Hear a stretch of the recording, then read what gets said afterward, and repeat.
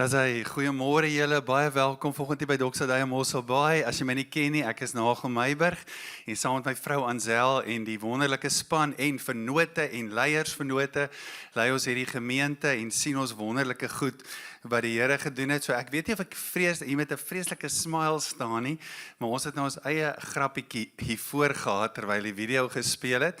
Ek sien Dewald en my seun kyk vir my so, dalk het jy dit nie opgemerk nie, maar op hy een foto kan jy sien, ek is verskriklik bly om deel te wees van Cherished Baby. So, tot ek is deel van Cherished Baby en ek wil julle nooi om deel te raak van dit. So, toe ek ook na die video gekyk het, toe onthou ek op skool, ek weet nie van die ander manne hierso nie, maar ek dink oral op skool was elke seun in die laerskool moes jy ook brei. Of jy dit probeer. So ek onthou op stadium nou, vanoggend in die eerste diens, toe sê ek het ook geleer om afregs te brei, maar ek het nog tot vandag gedink, dis afregs. Nou hoor ek is wat? Afregs. Dis weird man, dis afregs. Maar ek onthou, ek kon nooit reg kry om die tou, om die pen te sit met my pinkie nie, die wol. Ek moes dit so met my hand vat, so ek sal maar by Cherished Baby bietjie gaan lesse kry, om te brei en te help ook daar. En toe sê my vrou vir my, sy was daar by die tafel, sy sê, en daai klere wat daar lê wat gebrei is, dis designer clothes. En kan jy glo dat mense designer clothes brei vir ander mense? Dis liefde. So baie dankie daarvoor. Nou ons het ook die afgelope tyd, dit sluit so mooi aan by waar ons praat, die afgelope tyd gepraat oor wanneer die liefde werk. Nee, as die liefde werk, dan lyk dit so. En dan verander dit mense se lewens. Jesus se liefde, God se liefde het kom werk, die Gees se liefde werk nog steeds. En dit verander ons en dit verander ons wêreld. So ons het gepraat bietjie oor verhoudings die afgelope tyd wanneer die liefde in verhoudings werk. En ons het gesê dat Paulus sê word vervul met die Gees. Efesiërs 5, en dan noem hy 'n paar goed. Een van die goeders wat hy noem is worship. Ons moet saam worship, nee, sing psalms onder mekaar, lofgesange, geestelike liedere. Dan sê hy ook op 'n stadium aan die einde, en dis die een wat ons altyd mis. Hy sê, ag die ander een hoër as jouself. Wees onderdanig aan mekaar. So word vervul met die Gees om vol van God se Gees te wees. 'n Deel van dit is dat ons mekaar eer, mekaar honor. Die een hoër ag as die ander. Dit skep 'n omgewing waar God se liefde kan werk. Nou vanoggend gaan ons aan dan vir hierdie kwartaal met die laaste deel van ons wanneer die liefde werk en ons gaan so 'n bietjie praat oor finansies. Nou vanoggend voordat jy dalk nou wil opstaan en loop, wil ek jou vra om te bly en jou hart oop te maak. Finansies is iets wat almal van ons nodig het. Niemand van ons leef in hierdie wêreld sonder finansies. Dit is net irrasioneel om so te dink. En dan ook, as ons na die skrif kyk, dan sien ons dat God finansies gebruik om die liefde te laat werk. Die skrif is volop daarvan. En dit is hoekom Jesus dan ook so baie oor finansies en oor geld gepraat het. Nou vanoggend wil ons hom inlei deur te sê, finansies, my finansies, die gemeente se finansies, die organisasie, het so wil noem, se finansies, se doel is dat God se liefde kan werk. So, dalk het jy al baie preke oor hierdie gehoor, ek weet, ek sê dit sommer vanoggend oop en eerlik, ek weet op baie plekke is hierdie tema is uit verband uitgeruk, hy het baie keer gekom saam baie manipulasie, hy het gekom saam met baie emosionele dinge, so ek wil jou vanoggend vra, as jy dalk sulke ervarings gehad het, dat jy het vanoggend net so 'n bietjie een kant sal sit, en net sal sê, Here, ek wil hoor wat die woord sê oor wanneer die liefde werk met finansies. Nou vir hierdie hele jaar praat ons natuurlik oor marked by his glory, known by his love, en ons praat oor die Korintiërs, of uit die Korintiërsbriewe, 1 Korintiërs en 2 Korintiërs, die briewe, en ons gaan dan vanoggend om hierdie reeks in te lei vir die volgende 4 weke, gaan ons dan vanoggend ook 'n storie gaan haal uit Korintiërs uit, iets wat daar gebeur het, en ons gaan kyk na die betekenis van dit. Nou, net gou-gou as 'n begin vanoggend, voor ons hierdie storie begin, dis lekker om sulke goed in die skrif raak te sien net. Die tweede brief aan die Korintiërs bestaan uit 13 hoofstukke. Nou onthou, dis 'n brief, ons het dit later opgedeel in hoofstukke, en 'n groot deel van 2 Korintiërs gaan daaroor dat ons nou nuwe mense in Christus is. Paulus sê byvoorbeeld, as iemand in Christus is, die ou dinge het verbygegaan, kyk, alles het nuut geraak. Paulus skryf in 2 Korintiërs 3, hy sê, ons het nou die bediening van die Heilige Gees. En soos wat ons met God leef van aangesig tot aangesig, verander ons van heerlikheid tot heerlikheid. So, 'n groot deel van 2 Korintiërs gaan oor die nuwe mens in Christus. Hoe is die nuwe mens? Nou, vanuit 13 hoofstukke vat Paulus 2 hoofstukke en hy praat oor finansies, oor geld, maar hy noem dit nie geld nie. So, ons gaan gou nou by dit kom. Maar hy praat ook in Korintiërs natuurlik dan oor die Gees van God woon nou in ons en die Gees van God wil ons ook dan nou help in hierdie area van ons lewens. So, die storie is in 2 Korintiërs 8 en 9, maar hy begin eintlik in 1 Korintiërs 16 en dan lyk dit of hy daar klaar is as Paulus skryf vir die Christene in Rome en Romeine 15, lyk dit of die storie klaar maak. So ek gaan probeer om vir jou die punte, die lospunte van hierdie storie bymekaar te bring, maar ek wil jou nooi, gaan lees die storie in hierdie verskillende gedeeltes. So, die storie begin waar Paulus skryf, ek dink dit was uit Efese uit, want hy is mos van Korintiërs af Efese toe, skryf hy vir hierdie Korintiërs gemeente, hy sê, die gemeente in Jerusalem, dis waar die kerk begin het, die kerk ontstaan het, dit is waar die Heilige Gees uitgestort is. Hy sê, hulle is in nood, hulle kry swaar. Nou, net daar kan ons al stil staan en 3 preke oor dit preek. Hierdie kerk, waar die Gees van die Here uitgestort is 'n kerk wat nou swaar kry. Nêrens lees ons dat hierdie kerk gesê het, o genade, God het ons verlaat nie. Of o genade, waar is die Here nou nie? Nee, dis 'n kerk wat ook iets van verdrukking en van teenkanting verstaan en hulle bly geanker in die Here. So Paulus wil 'n fondsinsameling begin vir hierdie kerk en hy skryf vir die Korintiërs. Maar toe gebeur daar mos nou klomp goed. Paulus praat met die Korintiërs oor hulle partyskap, hy praat oor die seksuele goed daar, hy praat oor, hulle was opgeblaase, puffed up, sê ons in ons Korintiërs, Jenny, oor die geestelike gawes. So al hierdie goed gebeur en op 'n stadium is daar baie teenkanting teen Paulus, selfs iemand wat dit vir hom baie moeilik maak, en daar kom eintlik tussen hom en die Korintiërs gemeente 'n verhoudingsbreuk. So ewe skielik staan hierdie fondsinsameling stil. En dan op 'n stadium lees ons mos nou dat Titus gegaan het en Paulus het 'n brief van trane, het hy vir hulle gestuur en Titus kom terug met die nuus en hy sê, nee, maar hierdie gemeente, Korintiërs gemeente het dit ontvang en dit lyk of alles herstel en ook, hy het mos nou met hulle gepraat, 1 Korintiërs 13 oor die liefde en dit lyk of hierdie gemeente weer op trek is. En die verhouding met Paulus herstel, hulle ontvang Paulus weer. So nou kom ons by 2 Korintiërs 8 en 9 en dis dan hier 'n jaar later wat Paulus dan nou die storie optel. En dan begin hy met hulle verder te praat oor hierdie fondsinsameling. Nou vanoggend gaan ek hoofsaaklik vir jou so uit hoofstuk 8 en 9 so heen en weer spring om iets van hierdie storie te hoor en ook die hart van hierdie storie. So hoofstuk 9, as jy nie die storie ken nie, begin nogal 'n bietjie, jy wonder wat gaan nou hier aan. So ek gaan gou vir jou lees en dan gaan ek vir jou verduidelik wat hier gebeur. So hy skryf nou vir die Korintiërs, dan sê hy, eintlik is dit vir my onnodig om aan julle oor die dienslewering aan die heiliges te skryf. So dis nou die dienslewering in Jerusalem. Hoor hoe noem hy dit? Dienslewering, van die ander vertaling sê hulpverlening, van die ander vertaling sê bydraes. Hy sê, want ek ken julle bereidwilligheid. Nou kyk, Paulus was daarom vol van die Gees van die Here. Want onthou wat het nou als gebeur? Hulle het homself verstoot. Nee, is nie lekker nie. Hy het verwerping by hulle beleef. Maar nou tel hy hulle weer hier op. Hy sê, ek onthou julle, ek onthou toe dit was, toe die gemeente geplant is in die eerste deel, voor al die issues ontstaan het. Ek klou nie aan dit vas, ek laat gaan het. So hy onthou dit.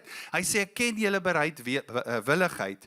Dan sê hy, waarmee ek oor julle by die Macedoniërs spog, dat Agaia al sedert 'n jaar gelede gereed is, nee, met hierdie fonds nou, en dat julle ywer die meeste van hulle aangespoor het. So wat sê Paulus hier? Kom ons kyk gou net, dis nou so 'n bietjie geskiedenis, maar dis deel van die stories, maar almal wat van geskiedenis hou, gaan van dit hou. So Paulus is nou van Efese af, is hy nou na Macedonië toe, dis so die noordelike bo Griekeland, so hy's nou daar, en nou skryf hy hierdie brief vir die Korintiërs. So Macedonië was 'n Romeinse provinsie, waar daar al klomp gemeentes ontstaan het, onder andere gemeentes soos Filippi en Thessalonika, en nou skryf hy, en nou sê hy, Agaia, so Agaia is nog 'n provinsie in die Romeinse Ryk, maar dis hier aan die suidelike deel van Griekeland, waar die gemeente van Korintiërs was. So hulle is in Agaia, hulle is in die suidelike deel. Nou sê hy vir hulle, onthou julle, 'n jaar terug, het ons met hierdie projek begin. En ek onthou julle bereidwilligheid. Ek onthou die ywer waarmee julle dit aangepak het. Hy sê, en ek is besig om vir hierdie Macedoniese gemeentes, ek is besig om eintlik by hulle te brag oor julle. Dis genade, né? Paulus kom ook 'n klomp ander goed vir hulle vertel het. Hy sê, ek is besig om by hulle te spog oor julle bereidwilligheid om dienslewering te gee vir die heiliges in Jerusalem wat in nood is. Okay, so dis die storie, dis waar hy hom optel. Macedonië, Agaia, praat met die Korintiërs gemeente. Nou baie interessant, in Romeine 15 lees ons dan nou weer van hierdie verhaal, en selfs daar waar die verhaal voltooi, praat Paulus dan nou nooit van geld nie. Hy gebruik 'n ander woord. En 'n mens sal dink, maar hierdie is 'n fondsinsameling. Hoekom noem hy dit nie net wat dit is nie? Nou teoloë het baie redenasies vir dit. Hulle sê miskien was hy nog versigtig vir die verhouding wat nou net herstel het, en hy's nou bang om nou net, jy weet, so vinnig weer oor geld te praat. Geld is altyd 'n sensitiewe issue. So daar mag miskien al daai baie redes wees, maar ek dink een van die groot redes is dat Paulus eintlik vir hulle wil sê, hierdie gesprek waaroor ek nou met julle gaan praat en waarmee ons besig is, gaan nie oor geld nie. Dit gaan nie oor daai mense is nou nood nie. Ja, hulle is in nood, maar dit gaan nie net daaroor en soos Wouter nou gesê het, ons wil net die boksie tik en dit klaarmaak. Hy sê alselfs al is dit 'n fondsinsameling, gaan dit nie oor geld nie. En Paulus probeer in hierdie storie, en as jy hom gaan lees, sal jy hom hoor. Paulus probeer in hierdie storie sê, dit gaan oor Jesus. Dit gaan oor die openbaring van Jesus. Dit gaan oor die openbaring van sy kerk, hoe sy kerk lyk, hoe sy kerk is, hoe sy kerk werk. En Paulus wil mense help om dit te ontdek. Nou as jy hoofstuk 8 en 9 gaan lees, dan sien jy, en ek gaan nou vir jou lees. Paulus begin die gesprek, hierdie fondsinsameling, wat hier gebeur. Hy noem dit genade. En dan 10 keer in hoofstuk 8 en 9, tussen die twee hoofstukke, gebruik hy die woord 10 keer genade werk, om te beskryf wat besig is hier om te gebeur. So hoor gou. Nou skryf hy vir die Korintiërs, hy tel nou die storie weer op. Ons is nou in die begin van hoofstuk 8. Hoor gou begin hy. Hy sê, ons laat julle ook weet, broers, nou skryf hy, van die genade van God, wat aan die gemeentes in Macedonië gegee is. So Paulus het nou 'n bietjie hier met Macedonië, hy het gebrek oor Korintiërs. Nou skryf hy weer van Macedonië af, nou sê hy, ons wil julle laat weet van die genade van God wat aan die gemeentes in Macedonië gegee is, dubbelpunt. So nou, wat beteken dubbelpunt? Hy gaan nou vir ons vertel, hier's genade aan hulle gegee van God af. Wat is hierdie genade? Hoor gou. Dat hulle te midde van swaar beproewing, as gevolg van verdrukking, hulle oorvloedige vreugde en hulle diep armoede, dis verskriklik, hè? Diep armoede, laat oorvloei het in 'n rykdom aan vrygewigheid van hulle kant af. So wat doen Paulus? Hy brag nou hier ook. Hy sê, maar die genade van God is aan hulle gegee. En dis hoe genade lyk. Ek getuig dat hulle na vermoë, ja selfs bo vermoë, bereidwillig was. Hulle het pleitend by ons aangedring. Het jy al iemand hoor pleit? Dis nogal 'n sight to see. Maar hoor waar pleit hulle? Hulle het pleitend by ons aangedring om deel te kan hê aan die genadewerk van hulpverlening aan die heiliges. Hoor wat sê Paulus hier. Jy moet net mooi luister dat jy hom kan hoor. Hy sê die eerste ding wat hy wil uitlig, is dat hierdie nie net 'n finansiële aangeleentheid is nie. Hier's iets van die genade van God. Hierdie saak het te doen met die genade van God wat aan hulle gegee het. Hy het genade aan hulle gegee en hierdie genade het hulle bemagtig om vrygewig te wees. Hierdie bemagtiging vir hulle is genade. Dis hoe genade lyk. Nou as ons vanoggend vir ons almal, ons almal leer, so as jy nou nog nie so gedink het nie, maak dit glad nie saak nie, want ons leer. Maar as ons volgende papiertjies uitgedeel het, en ons gesê het, okay, hier is die vraag vir vandag, skryf gou-gou, wat verstaan jy onder genade? Dan sou 95% van ons dalk geskryf het, ek verstaan, dis my redding, ek verstaan dat genade beteken God het my vergewe, ek verstaan dat ek iets ontvang het, wat ek nie verdien het nie, hy het my aangeneem as sy kind, ek verstaan, dit is genade, en ons sal, as ons nou dit soos 'n toets moet merk, gaan ons by almal regmerkies sit. Dit is alles genade. Maar nie net dit is genade nie. Paulus probeer eintlik vir ons sê, die nuwe mens in Christus ontvang genade van God af, om ook op 'n ander tipe manier te leef. En hierdie gemeentes in Macedonië is 'n voorbeeld van dit. Hier staan iets groots van hulle uit. Die skrif sê, hulle is deur geweldige beproewing, daar's teenkanting, hulle is in 'n sekere toestand, en miskien dalk net soos die gemeente in Jerusalem, beleef hulle dalk ook hierdie toestand van verdrukking, omdat hulle in Jesus begin glo het. Hoor hoe mooi is hierdie, maar God kom deur sy gees, dis ook genade, grace empowers us. Dis iets wat die gees doen.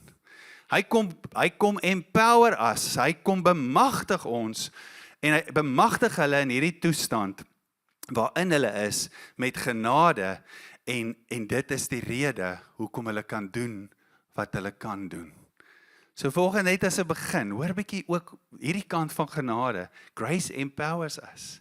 Die feit dat die gees van God in ons woon, en ons bemagtig, en ons werk, dis genade. Dis die genade van God, alles van ons, alles wat ons het, alles wat ons doen, alles is genade. Nou hoor bietjie, net gou weer vers 4, hoe werk die genade van God in hulle? En dis iets wat ek glo ons, en ek gooi hom sommer nou al daar uit, terwyl ons oor hierdie woord praat, om te sê, Here, werk hierdie ook in my. Werk hierdie genade ook in my. Vers 4, hulle het pleitend by ons aangedring om deel te kan hê aan die genadewerk en hulpverlening aan die heiliges. Nou ek hoef nie vanoggend vir julle deel te kan hê te verduidelik nie. Die woord daar is 'n woord wat ons omtrent elke Sondag of tweede Sondag by die kansel gebruik, is die Griekse woord koinonia, wat beteken vennootskap, partnership. So hulle het gepleit om vennote te wees, om te kan help, om partnership te hê, om te kan help met hulpverlening aan die heiliges. En dis hoekom Paulus begin met daai eerste vers, dis waar hy die storie optel, God het vir hulle genade gegee. Hoor wat hierdie genade doen, dit bekragtig hulle, dit maak hulle sterk, hulle raak soos ons pleit, want ons gaan druk hiervoor. En hier is volgende iets groot, om te hoor, oor hierdie aspek van ons lewens. Genade praat nie net van iets wat ons ontvang, wat ons nie verdien nie. Maar genade is God se krag, die Gees se krag, wat in ons werk en ons vennote maak van sy werk. That is grace. Ek het al baie keer voorbeelde in my lewe gehad, wat ek na mense kyk, en dink ek, ouch, as ek nou in daai situasie was, wonder ek hoe sou dit my geraak het. Maar dan klik ek weer, maar die genade van God, die krag van God, God los ons nie alleen nie, hy is besig om in daai mense te werk. Dis hoekom hulle so sterk is in daai situasie, want daar's genade wat ons kom bemagtig. So die klem waar Paulus hier praat, hoe hy die storie weer optel, is nie 'n klem op finansies nie, is nie 'n klem op geld nie, dis nie eers 'n klem op 'n fondsinsameling, dis nie 'n klem op ons gaan nou dien nie. Die klem is op God se genade, bemagtig ons en stel ons in staat dat ons kan deel wees van sy genade werk. Is dit nie wow nie? Dis supernatural. En ek wil jou vanoggend ook nooi om te sê, Here, doen dit, werk dit ook in my lewe. Daarom skryf Paulus in Filippense 1, ek dink sommer nou daaraan. Hy sê, dit is God se gees wat in ons werk om te wil na sy welbehae.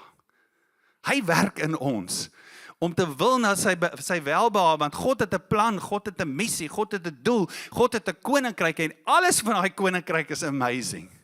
En hy werk in ons om te wil na sy welbehae.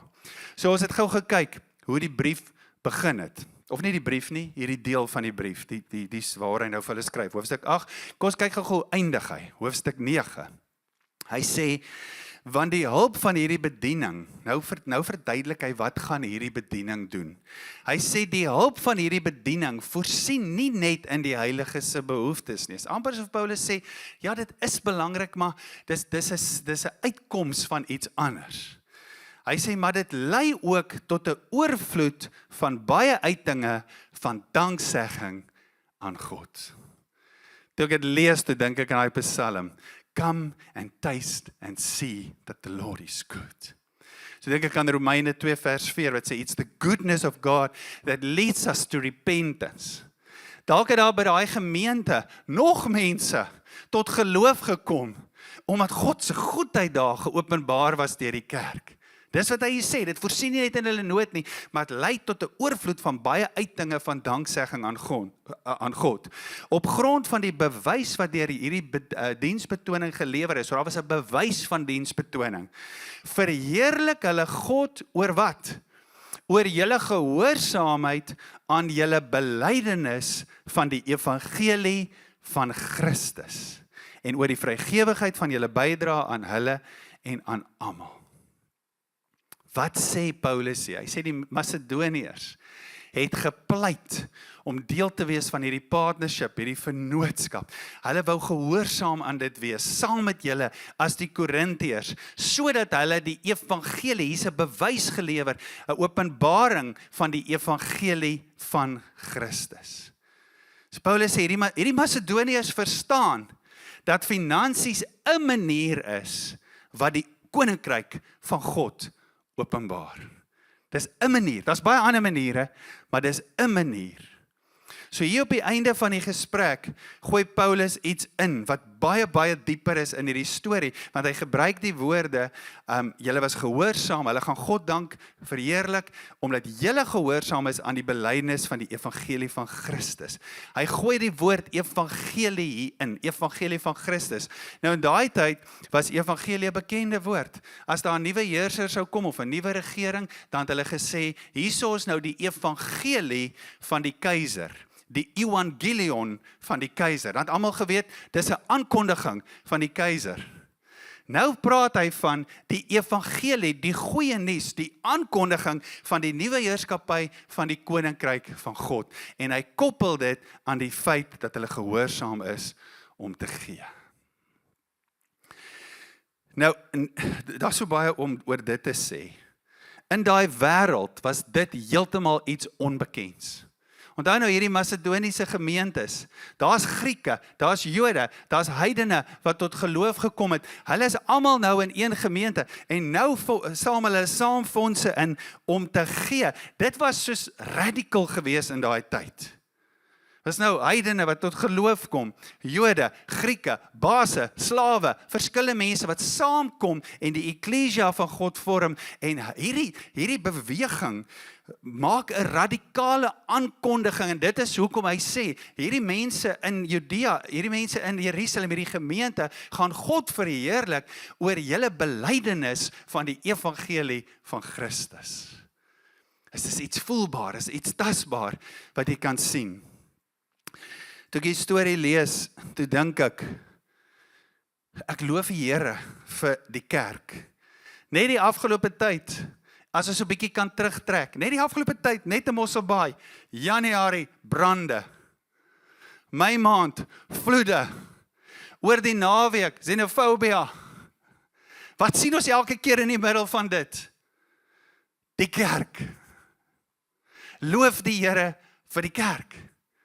Die kerk wat betrokke is, wat 'n aankondiging, 'n evangelion is van die evangelie van Christus, die koninkryk van God. Ek besef, dit wat hierdie naweek ook gebeur, is baie kompleks en almal het baie opinies en ons wil nie daar so gaan nie. Maar ek dank die Here vir 'n burgemeester wat praat op 'n video. Hy sê, Mosselbaai, my woorde nou, hoe ek het gehoor het. Mosselbaai staan vir die vrede van God se koninkryk. Let's work through this. Dis die koninkryksmanier. Ja, nee, maar, dit, ek gaan nou eers daai maars hier sê nie. Gaan nie in dit betrokke raak, hier op die verhoog nie. Hoor jy?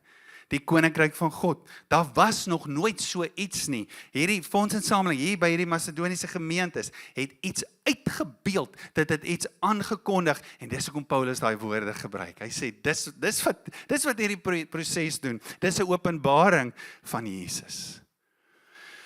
Hoor wat doen Paulus nog? Somme vroeg, as 'n kern, as deel van die gesprek, vroeg in die gesprek, gaan hy oor, dan sê hy die volgende in hoofstuk 8 vers 9, hy sê, want julle ken die genade van ons Here Jesus Christus, dis weer genade. Dubbelpunt, wat was hierdie genade? Dat hy wat ryk was, terwille van julle arm geword het, sodat julle deur sy armoede ryk kan word. Dis die tipe koning wat Jesus is. En dis hierdie manier van genade wat die liefde laat werk. En omdat hy nou dit is ons dit ook. En dis hoekom ek dink Paulus het optel in hoofstuk 8, die genade van God wat in hierdie mense gegee is. Nou wil jy moet vanoggend dit net hoor, want ek weet, in my eie lewe was dit 'n pad. Iemand sê vir my vanoggend voor die tyd, hy sê, ons word 3 keer gered. Ek sê, ha? Hy sê, ons word 3 keer gered. Eers word jy gered, 'n totale nuwe mens, wedergeboorte. Dan begin God werk, is wat ons noem heiligmaking ook. Hy werk in jou gedagtewêreld, hy red jou gedagtes, hy vernuwe jou gedagtes. Ek sê, ja, en die derde redding is jou beursie. Is that true? Ek sê vir hom, dit is so waar. Ek sê, toe ek begin werk het, ek wil nou vanoggend daar gaan nie, maar toe ek begin werk het, onthou hoe God sy genade in hierdie terme nou, my moes uitstort en my bemagtig om my soontoe te vat, want ek het nie so groot geword en dit was my moeilik. But once the grace has empowered me, dis wie ons nou is, dis wie ons nou word. Daarom gaan hierdie gesprek nie primêr oor geld nie, maar dit gaan oor God se genade, God se liefde, wat werk sodat sy koninkryk kan kom. En dan bo-op al hierdie goed, in hoofstuk 9, dan sê Paulus, dan as hierdie goed gebeur het, as ons harte oopmaak vir God, hier is hoe ons dan gee. Ek wil dit gou vir jou lees. Julle ken hierdie gedeelte 10:1 die beste, want dit is die deel wat die meeste gebruik word. Hy sê hoofstuk 9 vanaf vers 5, hy sê, daarom het ek dit noodsaaklik geag om die broers aan te spoor om vooruit na julle te gaan. En die dankoffer wat julle vroeër beloof het, in orde te kry, sodat dit gereed sal wees as 'n werklike dankoffer, en nie as iets wat afgedwing is nie. Die punt is, dubbelpunt. Wie karig saai, sal karig oes. Wie oorvloedig saai, sal oorvloedig oes. Laat elkeen gee soos hy vooraf in sy hart besluit het. Nie met droefheid of onder dwang nie, want God het 'n blymoedige gewer lief. En God is magtig om alle genade oorvloediglik vir julle te laat wees, sodat julle altyd in elke opsig selfversorgend kan wees en oorvloedig kan bydra tot elke goeie werk. Wat sê Paulus? Hy sê weer eens 'n klomp goed. Die eerste ding wat hy sê is, hy sê, God nooi ons, hy wil ons bemagtig, hy nooi ons om saam met hom te werk. En hy nooi ons om ook te leer ken in hierdie aspek van ons lewe. Want as God iets van ons vra, dan is dit om vir ons iets te gee. He doesn't want to take it away, he wants to add something. En eintlik wat Paulus in hierdie gedeelte dan vir die Korintiërs sê, ons gaan dit nou lees. Hy sê eintlik dan vir hulle, God het vir julle al soveel goed, soveel ander goed, so oorvloediglik gegee. Vertrou hom ook vir oorvloed in hierdie aspek van jou lewe. Iets wat nog meer duidelik uitstaan, is die samewerking. En ek wil dit vanoggend weer sê, ek wil eintlik om verskoning vra. As jy al boodskappe gehoor het van manipulasie en boodskappe van opsweping en wat jy dit ook al wil noem. Want hoor gou wat sê hy, in 1 Korintiërs 16 sê hy al, Hy het vir hulle geskryf, hulle het op die eerste dag van die week die geld ingesamel of eenkant gesit, weggesit vir die projek. Met ander woorde, in ons terme van vandag, hulle het gebudget vir dit. Genade het so sterk in hulle gewerk, dat hulle gebudget het daarvoor. En ek lees hierdie weer en ek dink, Here, dis hoe genade ons bemagtig, dis wat U vir ons sê, dis hoe die kerk moet lyk, dis hoe die kerk moet wees, dis hoe ons lewens moet wees. Dit moet so bemagtiging en oortuiging van die Gees wees, dat dit 'n proses is. En volgende kom ons hierso en ons staan in die kring, en Wouter begin daar in die kring te praat oor die proses van Cherry's baby, en die proses van dit, en die proses van om mense in te trek, en hy kom praat hier oor, en ek dink, Here, U dan maar net 'n manier om iets net so te highlight. Hy weet nie waar ek gaan preek nie, maar hy praat van proses. En Jesus het een van die goed vanoggend, Here, U genade bemagtig ons so, ons word so hierdie, soos wat Jesus was. Hy het geen roof geag nie, ons om die hemelse plek te verlaat en ons te kom dien. Ons word so dit, dat dit 'n proses is dat ons budget. This is who we are, dis hoe ons leef. En dan sê hy dit vir hulle in 2 Korintiërs 8, ek wil net vir jou lees dat jy dit kan hoor. Hy sê, soos julle nou van alles oorvloed het. Wat het julle van oorvloed? Korintiërs, onthou, dit was 'n welaf stad, welaf gemeente, hawe stad, ryk gemeente, ryk aan gawes ook, ryk aan alles. Hy sê julle het oorvloed van geloof, welsprekendheid, julle kan goed praat, julle het kennis, julle het ywer, julle het die liefde. Want hy moes nou staan met hulle oor die liefde gepraat, maar ons is nou al 'n end verder. Wat deur ons toedoen onder julle is, sorg dat julle ook, hoofstuk 8, 9, sorg. Sorg is amper soos word vervul. Sorg, maak seker daarvan, dat julle ook in hierdie genade werk oorvloedig is. En dan sê ek sê dit nie as 'n opdrag nie, hoekom nie, want hy wil nie forceer nie. Hy sê maar om aan die hand van ander se ywer die egtheid van julle liefde te toets. Van wie praat hy daar? Die ander se ywer. Hy praat weer oor die Macedoniërs. Hy sê daai ywer by hulle, laat dit vir julle toets wees. Wat is die egtheid van julle liefde? God het hierdie gemeente bemagtig met sy genade. Die liefde van God het deur hulle begin vloei, ook in hierdie area van hulle lewe. En hy sê dit straightforward vir hulle, hy sê, toets julle liefde hieraan. Dit laat my toe dink aan, ek dink dis hoe mense haar naam sê, dit was 'n Ierse sending, Amy Carmichael. Al haar lering wat sy gegee het neergekom op die volgende. You can give without loving, but you can't love without giving. You can give without loving. Ek gaan nou vir jou gee, ek gaan nou vir jou die goed koop, en dan, ek wil jou net nie weer sien nie. Jy kan so gee. Jy kan emosioneel opgesweep word, by 'n geleentheid soos hierdie. Jy kan, tog net dit merk en klaar kry. Jy kan, but it's not God's word. Die bemagtiging van sy gees, ook in hierdie area van jou lewe, met die dinamika, die natuur, die kultuur, die aard, die manier van die koninkryk van God. You can't love without giving, want so lief het God ons gehad, dat hy sy seun gegee het. Jo, dis 'n mooi hoofstukke hierdie. Hoor gou in hoofstuk 8. Dit voel vir my ek wil huil. Hoor gou in hoofstuk 8. Sê Here, praat met ons, werk met ons. Hoor dit sê in hoofstuk 8 van hierdie Macedoniërs. Hy sê, hy het nou met hulle gepraat oor hierdie fondsinsameling, hy het 'n bietjie gebrek met die Korintiërs. Nou sê hy, dit was nie sleg soos ons gehoop het, toe ons met hulle gepraat het nie. Dit was nie sleg soos ons gehoop het nie. Trouwens, hulle het gegaan. Hulle het hulle self eers aan die Here gegee. En toe, deur die wil van God, ook aan ons. Ja, my stel so iets groot hier op. Hulle het hulle selfs eerstens vir die Here gegee. En omdat hulle hulle self vir die Here gegee het, totaal en al, het hulle verstaan wat is God se hart. So Paulus raak hier aan die hart van die saak. Die hart van die saak is ons hart vir God. Laasweek het ons gesê in die verhoudingsreeks, the heart of the matter, die hart van die issue met verhoudings, die hart van die issue met finansies, is the matter of the heart. So maklik om hierdie te verstaan. Onthou, dis 'n uitnodiging. God wil ons polish. God wil sy bruid. Hy wil sy bruid verfyn. Hy wil sy bruid gereed kry. So maklik om hierdie te verstaan. Wanneer God ons harte het, wanneer hy jou hart het, sal ons harte ook hierdie aspek van genade, van God se liefde reflekteer. It will just be an outflow.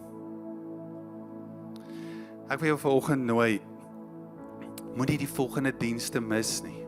Kom leer, laat God sy genade in jou hart uitsort. Al het jy vorige slegte ervarings gehad, al is jy bang, al is jy nee, ek wil nie, al sê jou vlees, ek wil nie, ek wil lus vir hierdie, ek wil nie dit hoor nie. Ek wil jou nooi, moenie die volgende 3 weke mis nie. Ons gaan oor wanneer die liefde werk, praat, finansies. Maar vanoggend wil ons begin. Ek wil jou vra om by hierdie plek te begin. Moenie vanoggend begin. Moenie uitgaan en volgens jou, nou gaan ek gee nie. Jy kan later. Ja, pastoor, jy sê van nie goed. As jy nou die Here nou regtig met jou praat, jy moet gee waar jy moet gee. Maar hoor gaan my hart waarom ek dit sê. Moenie uitstap en met geld begin nie. Begin hierdie week met jou hart.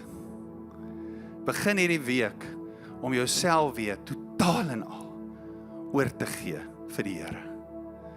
Weet jy hoe belangrik is dit? Om jouself gereeld weer te commit, jouself weer te gee vir die Here. Paulus skryf daaroor. Hy sê in Romeine 12 vers 2, moenie gelykvormig word aan hierdie wêreld nie, maar word verander deur die vernuwing van julle denke, van julle gemoed. Maar ons ken daai vers goed, maar voor dit sê hy iets baie belangriks. Hy sê stel julle liggame. Stel. Hierdie seun van my speel rugby. As hy die bal stel, dan doen hy iets met hom. Hy sit hom aan hier, hy stel hom. Hy moet reg staan daarso, voordat hy hom kan skop. Hy sê, stel julle so, stel julle liggams, stel julle lewens as 'n heilige, welgevallige offer voor God. Jou lewe as 'n offer voor God, jou hart. En dan sê die Bybel 'n koppeltekentjie nogal. Dan sê hy, dit is julle redelike godsdiens. Dit is so nodig om hierdie volgende te hoor en sê, Here, die wêreld, daar is so baie stemme, daar is so baie dinge op ons skree, daar is so baie goed wat gebeur. Gereeld moet ons sê, ons gaan sit bietjie op 'n klip, of ons vat die boeke en sê, Here, ek stel my lewe, my hart, my hele lewe oop vir U. It's my basic faith. Dis my basic religion, om dit te doen, toegewyd aan God, for His purposes, for His plans, vir sy woord, sy roeping oor my lewe. So hierdie week wil ek jou nooi, kom ons sluit volgende ons oë, en ook vanoggend wil ek jou nooi om net eers te sê, Here, hier's my hart. Hier's my hart. Kom vorm hom. Miskien is my hart vanoggend nie op 'n plek waar ek sê, ek wil hoor oor hierdie deel van my lewe of hierdie aspek nie. Ek hoor nou al hierdie great goed, maar ek wil dit nie hoor nie, en ek is eerlik met U daaroor. Maar voor ek dit sê ek, Here, hier's my hart. I trust You with my heart. Kom wys my, kom leer my. Wys my U heerlikheid.